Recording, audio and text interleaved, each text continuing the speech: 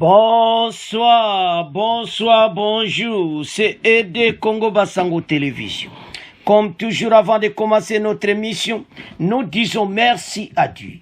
Nous disons merci à nos chers abonnés et téléspectateurs qui nous suivent partout dans le monde et en RDC.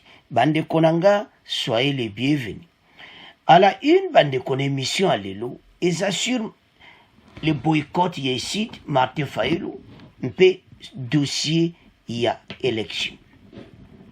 Martin Fayulu, président de l'ECID, annonce que son parti ne déposera pas les candidatures de ses membres à tous les niveaux des élections, tant que le fichier électoral n'est encore dit les listes des électeurs et ne sera pas refait dans la transparence. Alors, chers téléspectateurs, ça fait mal. Il a dit aussi, une conférence de presse à Kinshasa lundi 19, Martin Fayulu indique que le processus électoral en cours est malgré, il faut un minimum de consensus, des règles du jeu et les principes devant conduire les acteurs en décembre 2023. Il demande à la communauté nationale et internationale sensible à la souffrance et la dignité du peuple. Donc, une émission Boyoka débat live avec les partis décidés, Bokoyoka Kitoko Waza secrétaire du site, Bokoyoka Senda, Joseph Senda Waza ya Seni, directeur de la Seni, Yakuluba, et puis Tokoyoka Molika Oazali, analyste et coordinateur ya politicologue na RDC. Leur Oyoka ba réaction, Seni alobi, mais Molika peut expliquer très bien. Bokoyoka bandeko, mais problème to lobawa. Martin Fayulu a boycotté yango. Mais so talba demande naye, eza non fondé. Les demandes oyazo senga ba bandela makambo nyonso, eza clarté. Il y a quelque chose derrière. Yango de sa sens à débat, mais avant de commenter, to yokana débat, bon to avancer l'émission là-dessus. Quelle lecture faire de la déclaration du président du parti politique SID? Nous en parlons ce soir avec le professeur Devos Kitoko. Il est secrétaire général de l'SID, parti politique, membre de la coalition Lamoukia. Professeur Devos Kitoko, bonsoir. Bonsoir, madame. Joseph Senda avec nous aussi dans ce studio, directeur des opérations à la Commission électorale nationale indépendante, CENI en sigle. Joseph Senda, bonsoir. Bonsoir, madame. Et Christian Moleka, analyste et coordonnateur de la dynamique des politologues, voilà, de la RDC. Christian Moleka, bonsoir. Bonsoir, madame. Je l'ai dit dans mon introduction, Martin Fayulu Madidi, président du parti Engagement Citoyen pour le Développement, SID en sigle, affirme qu'il ne déposera pas des candidatures des membres de sa formation politique à tous les niveaux des élections. Il exige la transparence dans toutes les opérations liées au fichier électoral et celui-ci doit toujours, selon lui, être audité par un cabinet extérieur compétent en la matière. Par ailleurs, il appelle la présidence de la SADC et le président Denis Sassou Nguesso du Congo-Brazzaville à mettre ensemble toutes les parties prenantes au processus électoral en vue d'un consensus. Martin Fayulu s'est ainsi exprimé lundi 19 juin 2023 au cours d'une conférence de presse ici à Kinshasa. Professeur Devos Kitoko, vous êtes secrétaire général de l'SID, justement parti politique, membre de la coalition Lamoukia. Qu'est-ce qui motive réellement cette position de Martin Fayulu? La position du commandant du peuple, le président élu Martin Fayulu, est motivé par le souci d'organiser dans les délais constitutionnels les élections libres, transparentes, impartiales, apaisées et inclusives. C'est ce souci qui l'anime pour réclamer que le fichier électoral soit refait et audité par un cabinet international compétent à la matière. Est-ce que ce n'est pas contradictoire lorsque vous exigez des élections dans les délais constitutionnel et en même temps vous demandez la révision du fichier électoral. Le train est déjà en marche. Le 25, ça sera déjà la convocation de l'électorat pour les législatives. Ne pensez-vous pas que vous risquez, si on doit répondre à vos revendications, vous risquez d'être à la base du glissement? Madame, si vous êtes à la gare et on vous demande de prendre un train dont les techniciens ont certifié que ce train est en panne et qu'il va dérailler, il y aura une catastrophe naturelle, est-ce que vous allez prendre ce train? Faudrait-il ne pas patienter un tout petit peu, réparer la panne et puis se rassurer que nous allons arriver à bon port? Je crois que...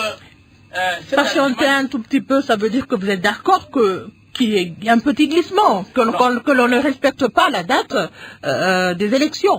Il n'y a pas un problème de glissement, madame. Il y a un problème de se rassurer que les élections que les Congolaises et les Congolais attendent seront des élections libres, transparentes, impartiales et apaisées pour que les véritables vainqueurs qui sortira de la volonté exprimée librement par les Congolais soit proclamé. Nous n'avons pas besoin d'une parodie d'élection. Nous n'avons pas besoin d'une élection dont les résultats sont déjà fabriqués, connus à l'avance. On attend une date pour les proclamer.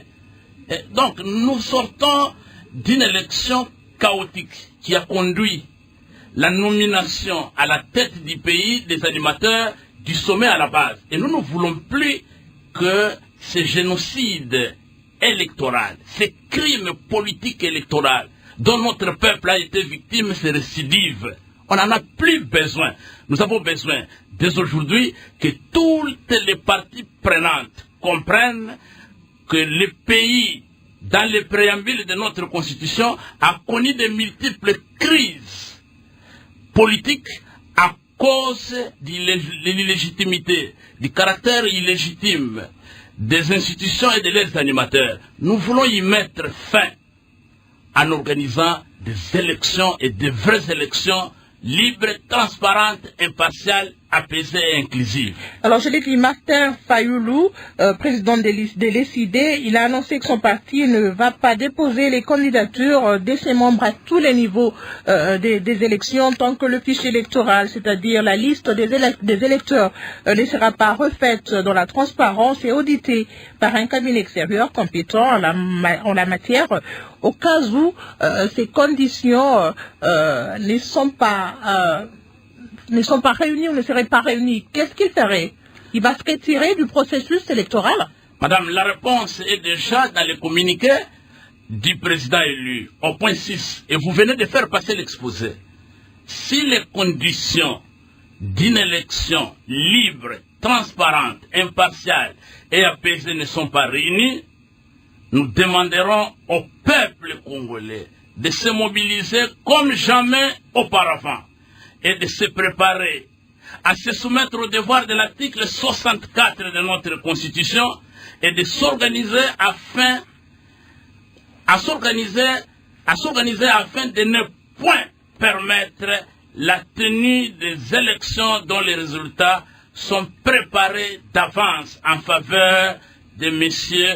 Félix Antoine Tshilombo et son union sacrée. Donc, nous avons là une fenêtre que la Constitution nous donne, que personne ne peut profiter de sa position pour imposer au peuple congolais un abattoir électoral et rester éternellement au pouvoir. S'il n'y a pas, madame, retenez ça, et les auditeurs doivent le comprendre, nous n'accepterons jamais une parodie d'élection. Et si les meilleures élections ne sont pas organisées, le commandant du peuple va mobiliser le peuple pour appliquer l'article 64. Et vous pensez que le peuple va suivre votre mot d'ordre, alors qu'aujourd'hui on sait que beaucoup de gens attendent ces élections, hein? La population attend ces élections. Le peuple n'avait même plus besoin d'aller aux élections au regard du chaos que nous avons connu en 2018. Vous avez entendu la plupart des gens dire qu'ils sont fatigués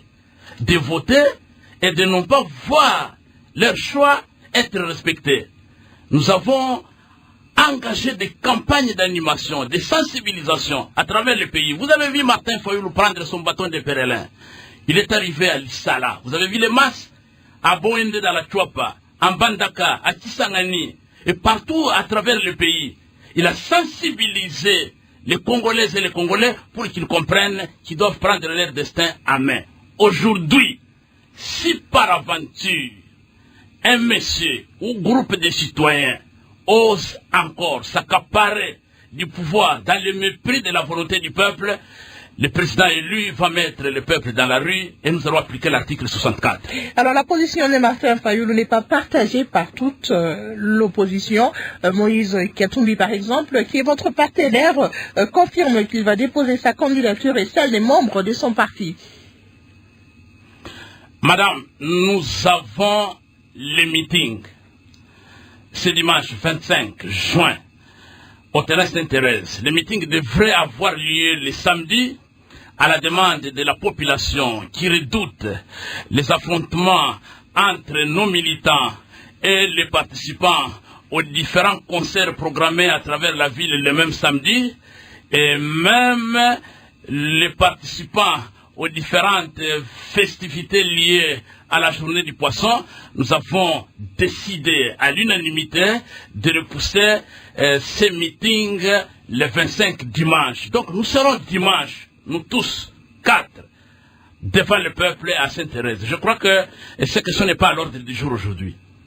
Joseph Senda, vous êtes directeur des opérations à la Commission électorale nationale indépendante, CENI en sigle. Alors, toutes les parties prenantes, disons presque, au processus électoral demandent les mêmes conditions ou même presque les mêmes garanties, la transparence et l'inclusivité. Que fait exactement ou concrètement la CENI pour rassurer les acteurs majeurs du processus électoral? Merci beaucoup, madame, pour la parole. Il y a quelques mois, nous étions dans l'opération de révision du fichier électoral. Au même moment, et même peu avant, nous avions ouvert nos portes à l'observation électorale. Nous avons reçu 1433 observateurs électoraux, mais nous n'avions reçu que 8 dans moins des partis politiques. Ouvrir ces opérations ou ces activités à l'observation électorale, c'est déjà un souci de transparence. On ne peut pas ne pas faire ce que nous avons fait. Lorsque nous avons terminé la révision du fichier électoral, nous avons organisé les journées portes ouvertes. Toutes les parties prenantes sont passées voir ce que faisait la CENI. L'opposition y compris, la MONCA? Sans exception. Sans exception, on a ouvert les portes à tout le monde. S'il y en a qui ne sont pas venus, ce n'est pas de notre faute. Nous avions ouvert la porte pour que tout le monde vienne voir ce que nous sommes en train de faire. Après l'audit interne, nous avons procédé à un audit externe. Et là, nous voulons insister sur un élément. Nous entendons beaucoup de gens dire qu'il fallait recourir à l'OIF parce qu'une institution internationale de renommée. Mais il faut qu'ils aient le courage de reconnaître que c'est la Commission électorale nationale indépendante, par son chef, son Excellence Denis Kadima, qu'une mission de l'OIF a été ici. C'est la CENI qui a invité l'OIF pour auditer. Autrement dit, la CENI n'avait rien à cacher à qui que ce soit, parce qu'elle a recouru à l'OIF. Mais le délai accordé pour la révision du fichier était trop court selon l'OIF. Non. Madame, le 26 novembre 2022, nous avons publié notre calendrier. Et l'audit y était déjà inscrit. Personne n'a pensé à ça. Et je vous dis que la raison avancée, c'était une raison. Mais la réalité, l'OIF a dit, personne ne veut de nous. Parce que notre présidente est une Rwandaise. Toutes les parties prenantes, y compris la société civile, personne ne voulait de l'OIF, à la simple raison que le président était une Rwandaise. La deuxième raison, leurs 2 grands experts étaient à Madagascar. Alors pour couvrir tout ça, ils ont avancé l'élément duré. Mais ce n'était pas ça. Donc, voyez comment nous avons procédé. Nous avons accrédité les observateurs pour qu'ils nous suivent. Nous avons procédé à l'audit interne avec journée porte ouverte. Les bonnes volontés sont venues. Ceux qui ne sont pas venus ne peuvent pas faire autrement.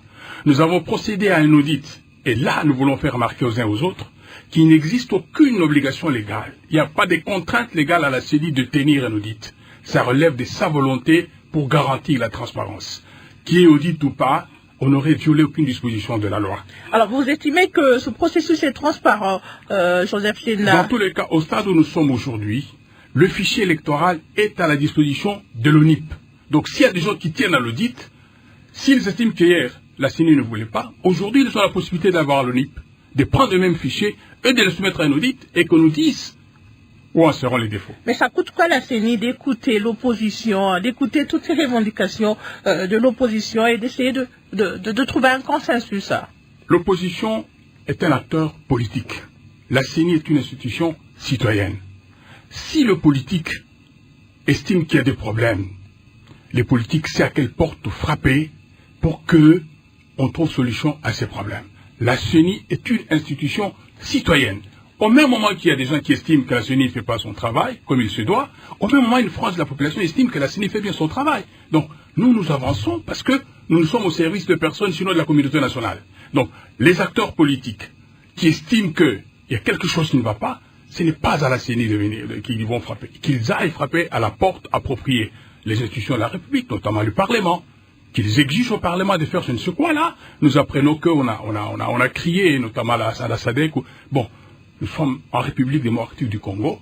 La démocratie, c'est une des conduites. Liberté d'opinion, liberté d'expression. On ne peut pas empêcher à quelqu'un de faire des déclarations à caractère politique. Mais nous, en tant qu'institution citoyenne, nous sommes au service de la communauté et nous faisons tout ce que nous faisons. L'opposition fait partie de la communauté. Mais oui, elle fait partie de la communauté. C'est parce que nous disons ces revendications, qu'elle sache où les présenter. Parce que nous ne sommes pas au service d'une communauté, d'une composante. Nous offrons nos services à tout le monde. L'opposition s'y oppose, une autre partie accepte et nous avançons. Alors nous allons dire quoi? Parce qu'au même moment, il y en a qui s'opposent, il y en a qui acceptent. La CENI est-elle prête à aller aux élections, organiser ces élections sans une grande partie de l'opposition? Est-ce que cela va crédibiliser ces élections? Madame, depuis 2006 jusqu'à ce jour, je ne pense pas qu'il y ait eu des élections auxquelles tout le monde a adhéré. Ça n'a pas empêché au pays d'avancer. Ça, c'est un des deux. Faisons marche arrière dans le passé. Quelqu'un avait créé dans ce pays opération tremblement de terre. La terre a tremblé où? Nous avançons parce que c'est au moins 100 millions de Congolais. Mais si par malheur des gens estiment qu'ils deviennent tout d'un coup le centre du monde, bon, on peut le leur permettre parce que liberté d'opinion et d'expression. Mais le pays avance. La CENI est au service de la communauté. Elle va organiser les élections selon son calendrier. S'il y a quelque chose qui bloque, ça ne sera pas de la faute de la CENI. Ça sera des forces exogènes à la CENI. Mais la CENI, elle est prête à organiser les élections. Alors, selon vous, les revendications de l'opposition non, moi, je suis pas là pour dire ceci ou cela. J'ai dit simplement qu'il y en a qui s'opposent, il y en a qui sont avec nous. Ça s'arrête là. Mais la CENI avance, elle s'arrête pas. Le processus se poursuit. Je ne peux pas refuser que l'opposition avance ses arguments. Il n'y a pas de raison. Elle avance ses arguments comme d'autres avancent les leurs, mais nous avançons. C'est tout, parce que nous sommes au service de la communauté, nous sommes soumis à un calendrier, une institution citoyenne, comme nous en connaissons, c'est ça que droits de l'homme, etc. Nous avançons. Chacun tire sur nous comme il veut, chacun nous jette des fleurs, et on avance. Nous sommes une institution au service de la communauté. Donc on n'a pas à dire tel a dit ceci, tel a dit cela, non.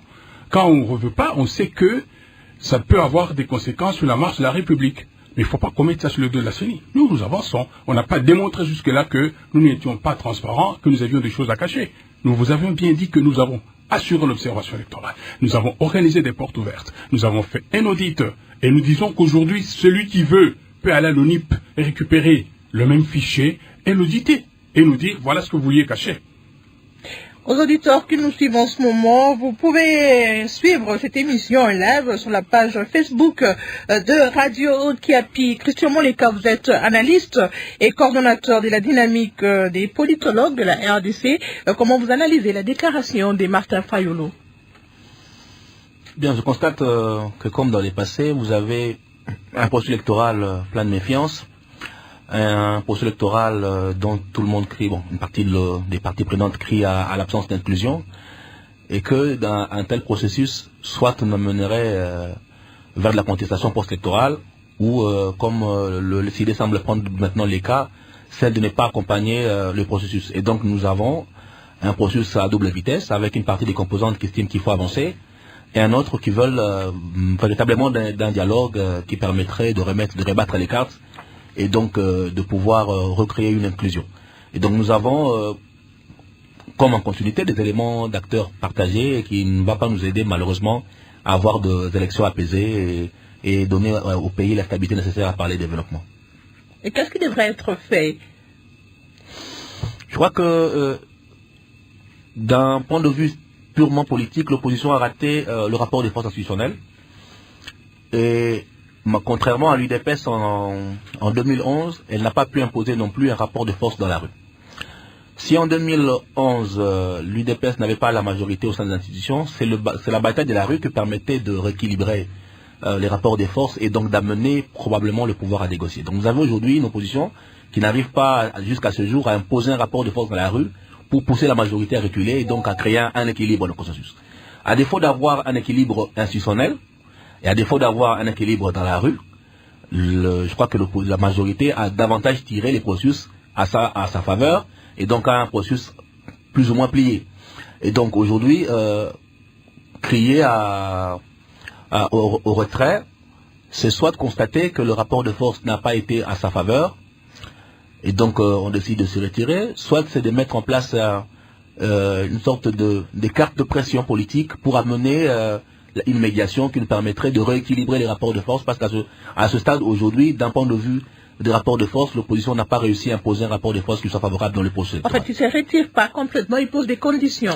Oui, des conditions, mais si vous prenez le délai dans le temps qui nous reste, si on devrait retoucher les fichiers, si on devait, avec la conséquence de la loi de répartition des sièges, il ne faut pas oublier que la loi a été votée, donc retoucher les fichiers, s'il y a de larges modifications, ça aura pour conséquence de revenir dans la répartition des sièges, donc vous avez un Parlement qui est parti en vacances.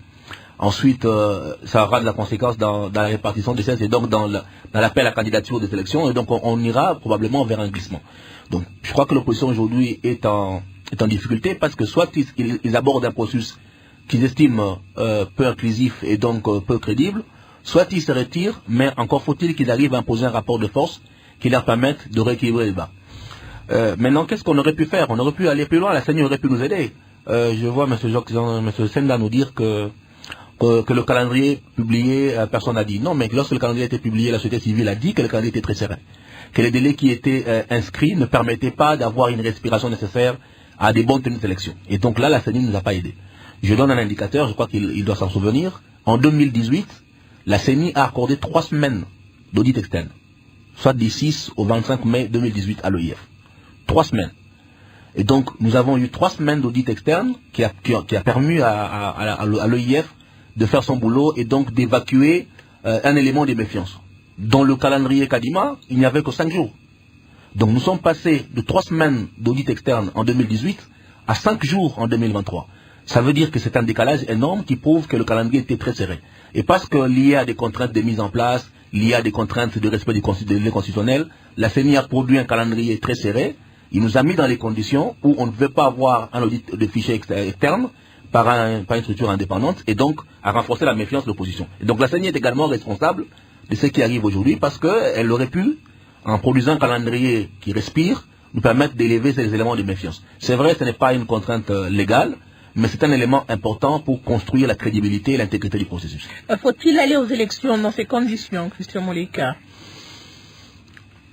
Les élections n'ont pas pour finalité de nous avoir simplement des élections, les élections ont pour finalité de nous produire la stabilité. Est-ce que les élections telles que nous sommes en train d'aller aujourd'hui peuvent nous produire de la stabilité? Véritablement non. Nous avons une classe politique très divisée, que nous ayons les élections ou non, nous n'aurons pas de la stabilité.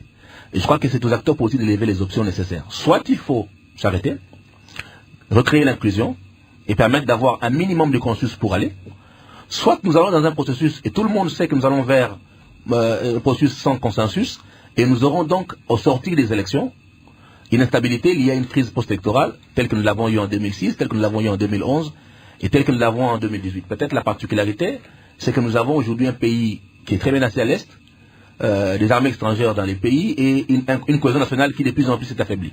Donc si hier peut-être on est sorti sans grand dégâts des crises post-électorales, rien ne dit que le contexte actuel, avec la guerre que nous avons à l'Est, avec la cohésion nationale qui est très tirée, nous en sortirons toujours avec la même chance. Donc il faut que les acteurs politiques prennent le courage d'élever les options qu'ils en posent soit en mettant un pause au processus, soit alors en travaillant à apporter plus d'inclusivité. Place aux auditeurs qui sont très nombreux à nous écrire pour réagir au thème de ce soir.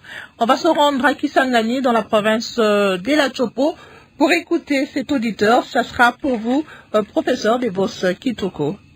Alpha Ben Sirac depuis la ville de Kisangani.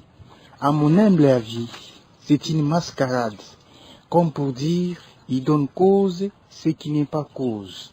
En réalité, Martin Fayoulou ne pourra pas digérer une candidature commune qui soutient autre leader de l'opposition que lui.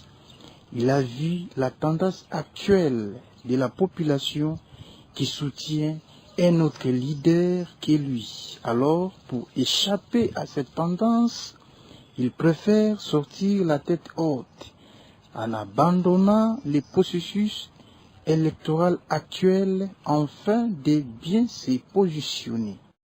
Professeur Devos Kitoko. Ouais, merci beaucoup. J'ai suivi l'auditeur, mais avant de revenir à l'auditeur, il faut clarifier certaines choses. Vous sentez l'arrogance et l'orgueil de M. Kadima dont son porte-parole est en train de refléter dans ses propos. On dirait le processus électoral, c'est une affaire d'un groupe de personnes qui n'ont rien à faire avec les autres. Et pourtant, madame, le processus électoral, c'est une affaire des parties prenantes. Ce n'est pas une affaire de la CENI, comme M. Joseph est en train de vouloir le faire attester. C'est une affaire des parties prenantes. Vous ne pouvez pas vous renfermer dans un carcan politique d'une famille politique bien déterminée qui est l'Union sacrée au service de M. Tshisekedi et penser imposer aux autres parties prenantes une pensée unique. Madame, nous avons eu les opérations d'enrôlement. Première ère géographique, nous avons demandé que la cartographie soit publiée. Et quand ils ont publié la cartographie, nous avons relevé les déficits terribles. La coordination des opérations électorales de la Mouka-Koel a fait des points de presse pour relever. Ils sont là, ils ont répondu.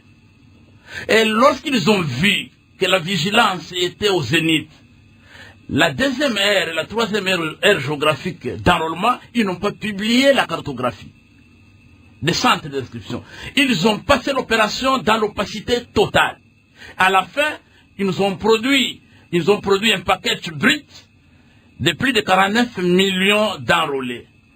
Mais qu'est-ce qu'ils devaient faire? Après avoir publié, il était question de publier par entité les statistiques d'enrôlement de ces 49 millions pour que les gens aillent regarder si les noms sont là, si les noms sont mal écrits ou quoi. Ça n'a pas été fait, madame. Et après l'audit du fichier électoral, il devait, ce qu'ils appellent l'audit, mais qui est un contrôle interne à la CENI, il devait publier les fichiers consolidés dans la site de la CENI. Ça n'a pas été fait. Aujourd'hui, madame, des 49, aujourd'hui, il parle, s'il vous plaît, des 49, il parle des 43, on n'a pas beaucoup de temps, des 43 millions. Même vous, journalistes qui êtes avec nous ici, vous n'êtes pas sûr que votre nom s'y trouve. Moi également. Alors, vous pouvez répondre à la préoccupation de l'auditeur. Oui, mais non, ça c'est... Il est en train de raconter sa vie. Martin Fayoulou est le commandant du peuple. Il a été massivement élu, plébiscité par les Congolais pour diriger le pays. Aujourd'hui, nous n'avons pas à l'ordre du jour la question des candidats communs. Nous avons besoin de nous rassurer que le processus est transparent. Vous osez aujourd'hui parler du candidat commun. À quelle élection? Donc vous allez choisir un candidat à proposer à l'abattoir de M. Kadima et M. Chilombo. Non, madame, merci. Vous savez, nous sommes sereins et nous sommes convaincus que tous les théâtres que M. Kadima et tous ses partisans sont en train de faire au profit de M. Chilombo pour imposer un second mandat frauduleux, toutes ces manœuvres seront défaites par notre peuple. Merci, professeur Devos Kitoko. Joseph Senda, on va prendre aussi pour vous cette réaction qui nous vient de Luena, dans la province du Olomami. Charles Mpoudika, depuis la ville de Luena, province du Olomami. À mon avis, la position de Fayoulou qui rejoint celle du FCC est une sonnette d'alarme sur l'organisation du processus électoral qui est déjà entaché de beaucoup d'irrégularités. Si le pouvoir tenait mordicus de ne pas corriger certaines erreurs, la suite des événements sera à craindre.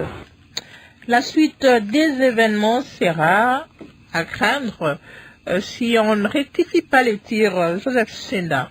Madame, le président Katumbi et Matata sont dans la course. Fayoulou s'est retiré. Il a posé des conditions. Martin Fayoulou s'est retiré. Il ne s'est pas retiré. Katumbi n'a pas posé de conditions, Matata n'a pas posé de conditions, et nous avançons parce qu'il y a des partenaires de poids qui sont là-dedans. Parce que vous estimez que Fayoulou, ce n'est pas un partenaire de poids? Non, moi je dis que je n'ai pas dit qu'il n'était pas de poids. Mais je dis qu'il y a des partenaires. S'il vous plaît, monsieur, vous avez parlé, je ne peux pas réagir. Merci, professeur. Je vais laisser Joseph Senda s'exprimer. Il faut faire attention. Donc, s'il vous plaît, professeur. Donc, monsieur Katumbi, monsieur Matata sont dans la course. Ok? Si vous voulez, ils pèsent autant que Fayoulou, s'ils veulent bien que ce soit ça. Fayoulou qui pèse, c'est le tiers, s'il veut que ce soit ça. De deux, pour revenir au bruit que je viens d'entendre, publier la cartographie des centres d'inscription n'est pas à confondre avec la cartographie des bureaux de vote. Il n'y a pas une obligation légale qui pousse la CENI à publier la cartographie des centres d'inscription. Ça, c'est un. De deux, nous accréditons les partis et les groupements politiques et les acteurs de la société civile. La MOUC est une plateforme, il n'a pas droit à une accréditation. Ces observations, on peut ne pas s'en tenir compte. La MOUCA n'est pas un parti politique. Et nous leur avions dit que vous n'êtes pas parti politique, vos observations, on peut les considérer même qu'elles ne représentent absolument rien du tout. Alors, pour revenir à la question de l'ENA, nous avions dit que nous sommes une institution citoyenne. Le politique, s'il veut arrêter, que le politique arrête, mais nous n'avons pas de raison d'arrêter. La CENI n'a pas de raison d'arrêter. Mais si les acteurs politiques estiment qu'ils doivent arrêter, ça ne nous regarde pas. Donc, que le compatriote de l'ONA sache que arrêter ne dépend pas de la CENI. La CENI avance parce que nous avons cité le président Katumbi, nous avons cité le président Matata, qui sont là, et beaucoup d'autres. Et pourquoi ne pas tenir compte de leur position? Ils estiment qu'ils peuvent faire confiance, et ils font confiance au processus électoral. Ils ne font pas confiance. On a suivi Katumbi, on a suivi Délice Sang, on a suivi Matata Mpogno, qui ont presque les mêmes revendications. Ce sont des politiques, s'ils veulent bien, qu'ils s'arrangent pour arrêter le processus, mais pas la CENI. Il ne faut pas demander à la CENI. Ce sont des acteurs politiques. Ils ont ce pouvoir-là d'arrêter le processus s'ils veulent, mais qu'ils ne comptent pas sur la CENI pour arrêter le processus, parce qu'il n'y a pas de raison de l'arrêter. Et là, nous faisons remarquer que il ne faut pas oublier que nous avons commencé avec 28 mois de retard. Donc ça peut expliquer en partie que le calendrier ait été un peu comprimé. 28 mois de retard. Je voudrais rappeler que Malou Malou 1 avait disposé de 36 mois. Ok? Nous avons commencé à préparer 2011 depuis 2007. Nous avons commencé à préparer 2018 depuis 2011. Ok? Et ici, nous avons commencé en octobre 2021 pour préparer 2023. 26 mois tout au plus. Donc il faut qu'on tienne compte de cet élément-là. Et voilà, curieusement, un sens élevé d'irresponsabilité. On veut arrêter la machine et espérer les élections à la fin de l'année. C'est très irresponsable. Christian Moleka, on va prendre aussi pour vous cette dernière réaction qui nous vient d'où déjà? Qui nous vient de Kinshasa. C'est Jafet Eonga depuis la ville de Kinshasa. Vu comment le processus électoral est en train d'aller, le président Martin Fayoulou a le droit, comme tout autre Congolais, de refuser ce processus électoral qui est émaillé avec beaucoup d'irrégularités. À mon avis, Martin Fayoulou a utilisé une stratégie politique pour stopper la CENI afin de trouver un consensus entre les parties prenantes. Alors, si la CENI maintient sa position, Martin Fayoulou n'aura pas d'autre choix que d'aller avec cette CENI, car s'il utilise la stratégie que le président Etienne Tshisekedi avait utilisée en 2011 pour empêcher le processus, à mon avis, il sera perdant et beaucoup dans son parti politique vont le quitter car nous connaissons le comportement de nos politiciens. Christian Moleka. Je dirais à Zafet que la politique comme stratégie est un jeu des rapports de force et donc le consensus n'est que l'équilibre de force. Et donc, sa stratégie ne pourrait être jugée comme payante si Martin Fayulu réussit à atteindre l'équilibre de force, c'est-à-dire imposer un rapport de force qui neutralise les acteurs et qui amène donc à ce consensus-là. Tant que les déclarations ne seront pas suivies d'une capacité à imposer un rapport de force qui crée la neutralité, cette stratégie ne sera pas payante. Vous insistez beaucoup sur les rapports des forces. On a vu Martin Fayulu organiser des meetings.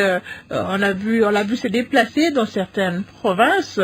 Il a drainé quand même du monde. Est-ce que ça ne suffit pas? Non, mais en même temps, on a vu à Kinshasa une opposition qui, depuis certains temps, n'arrive pas à mobiliser comme auparavant. Ça aussi, il faut reconnaître.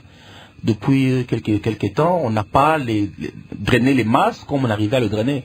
Parce que le leader a fait une comparaison avec Etienne Tshisekedi. Etienne Tshisekedi et l'UDPS de 2011 avaient les capacités d'imposer un rapport de force dans la rue qui contrebalançait le rapport de force institutionnel.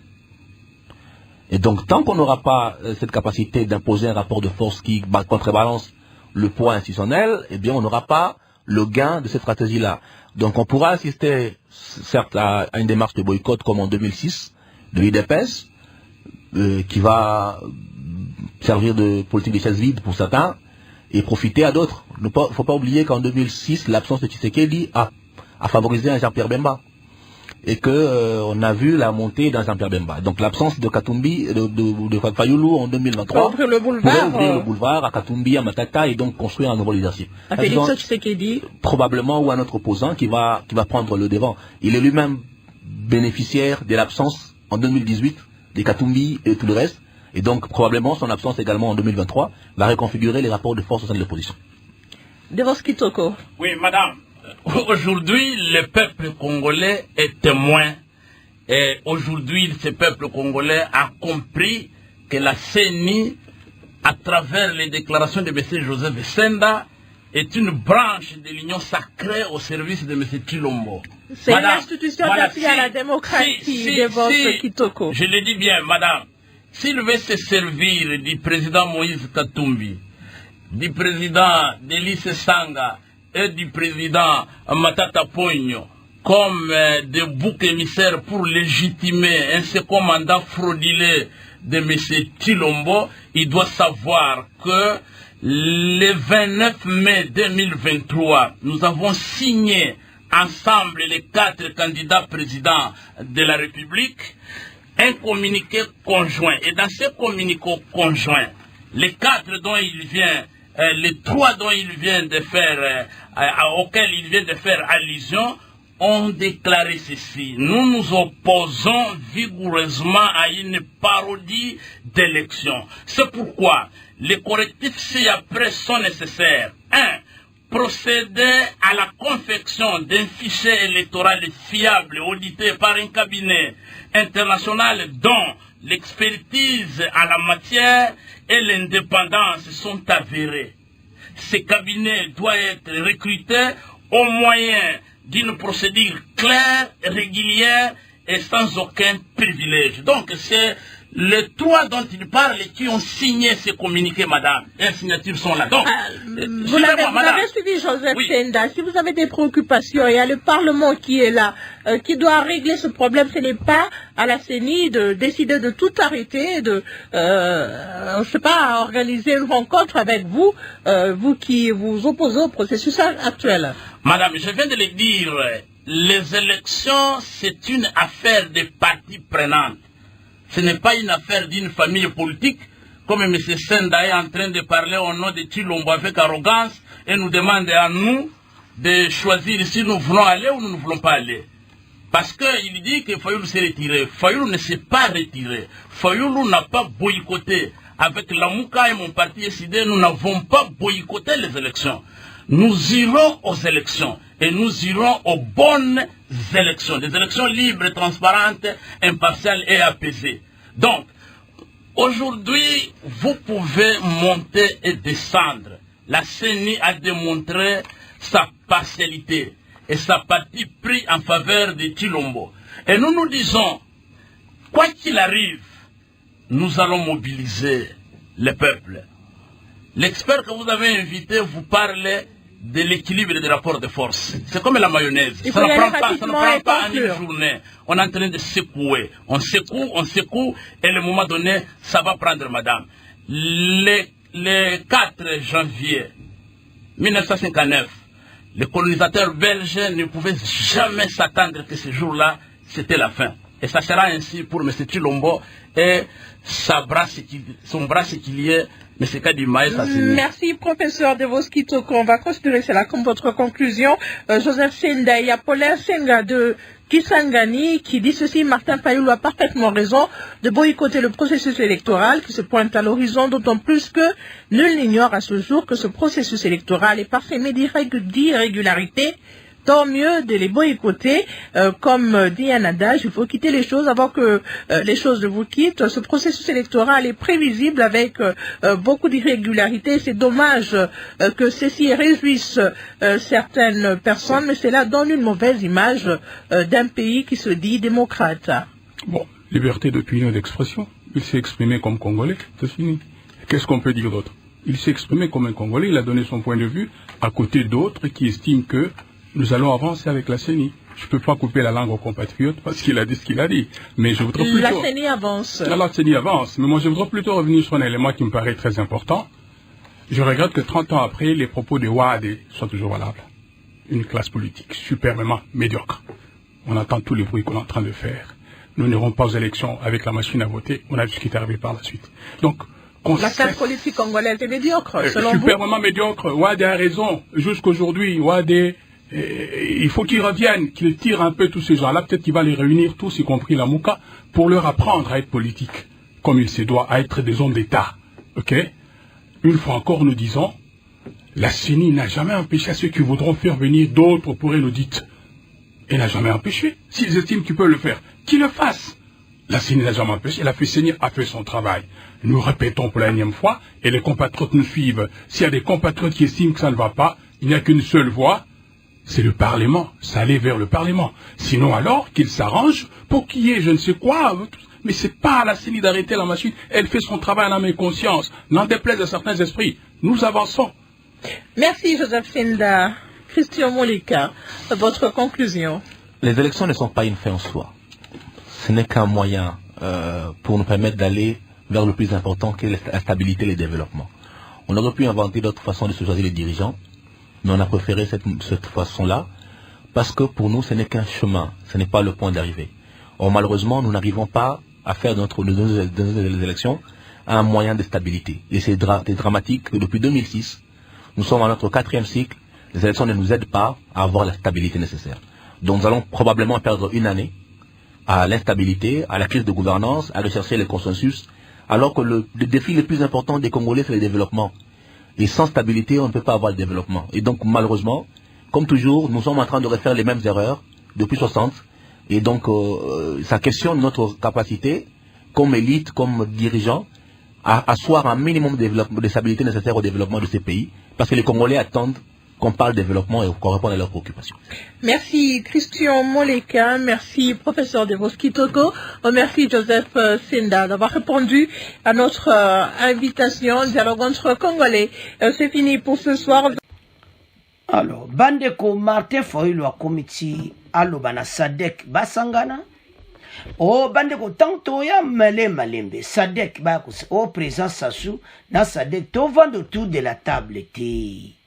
Ozo présent Fachinde ngazawana azo zela yo poser candidature bobe bolibaya muta koma to vendre kola mesa na présent Sassou na Sadek to sala nini place de makambweza bandeko ndeto ndene makambo ndeto landi deba wana so tala bakamu nyonso na bakatumbi bango nyonso pop mokweza wana mais katumbi matata mponyo bali ba opposer ba candidature alors tozo comprendre Martin Fayulu est-ce que ezali façon que mobuluka ke kota ba katumbi ba comprendre position na ye donc tozo yebati donc na opposition de kamota clair tezawana donc baza ko jouer na ba jemo kwa cache alors bandeko ezo salama avançons. Alors bandeko tolandi biso te bato banana ba omo esidi ba le biso train wana eza je ko dirailler tout ça yo kontana wana babani na ba prétexte et puis ba condition bon ba pesi nazo comprendre bango te bande ko tala Martin Fayulu baza na ebite est-ce que vraiment azo e bo position ezo sala mawatano yo ka biloko aboyi bazo zongisa mboka soki comment et puis eloko ezo sala nga mawa baza na posa mobulu au article 64 bato bakota na nzela. Il est en train de créer une chose oyo salamate ou bien azana ba agenda caché na ye o azoluka mobule kota to vendre autour de la table Martin Fayulu soki vraiment bate sid ba olanda mission oyo Tialibaya osana bato ba olanda yo totala mais parce qu'azomona kaza sune lokuti azomona takopola alors maintenant tolandi tant totala biloko na tout alors mais ce qui toque en tout cas ce qui était géré les sites je regrette beaucoup na réaction na bino parce que façon bino bozo biloko makamu wo opposé vraiment o lero bien bozo ya kolo makamu parce que de toute façon bokoyoka ndemo bolandi ne mo le kalobi que OIF obazo senga que ba Rwandais aza mutao dirigeant wa za Rwandais mais kadi mayeba kita a invité bango mais subitement kadima sutuka la tête et ça Rwandais mais biso ça va problème na bango ba ko saisir ni na biso fichier na biso électoral té ba ko empoisonner yango ozomona ba virus et tout ça ils peuvent tout faire baza na droit ya kosimba système électoral parce que baza ba dirigeants za rwandaise mais kadima muta benga ki bango tout tient la logique des choses et au moins que kadima n'a rien à cacher déjà ko benga OEF o baza ba spécialiste et là c'est que kadima za ne loko combattre to la ni moleka alors ba Martin Fayulu eza ba mbrima soit ba mozo mona jeke ba ko pola na élection soit que azomona ki ekosimba te ou bien azomona ki abata ma parti politique ne balingi ya poser pour ko échouer ya abata masima ya Katumbi ou bien ya si alembonga Katumbi bolimbisa koloba bongo passe il n'y a pas de preuve mais ou bien to supposer kaka ou bien bosara kutuma ka mbongo ou bien basiba yoka na Katumbi que Katumbi yo le kana yo opposé candidature tout ça la candidature unique mais batu nangalo kwa ba olinga te tout ça le unique ngana salon dina retirer pour la dossier ya fichier muta bengi si batalibanda et l'accès n'a rien à cacher et le ko bomba ezati donc Martin Fayulu est à côté alors mo le quartier na nzila bolandi bande kwa baza ko benga bamusuba le vraiment temps o tozana ngo et comme un peu en retard osomona ebele ba côté le pe Fayulu te ebele pe ba lobby contre avec gouvernement mutazane opinion na mais l'autre osenga bo pesa ba commenter bino bo commenter pe contre ba lobby alors bande konanga c'est à ce point comment clôturer mission na biso bo continuer ko s'abonner na RD Congo Basango télévision au revoir à la prochaine.